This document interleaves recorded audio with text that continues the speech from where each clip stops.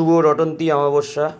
নমস্কার বন্ধুরা, আশা করি সকলে ভালো আছেন এবং খুব সুস্থ আছেন মায়ের আশীর্বাদে।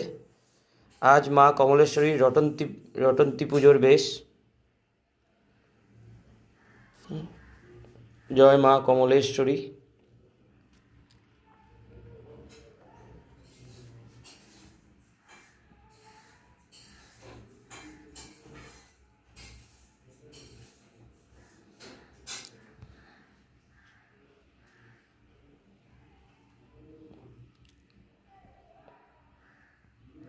আর কিছুক্ষণ পর থেকেই রটন্তী পুজো, মায়ের রটন্তী কালী পুজো শুরু হবে। জয় মা কমলেশ্বরী, জয় মা কমলেশ্বরী। সকলে ভালো থাকবেন, মা সকলের মঙ্গল করুক।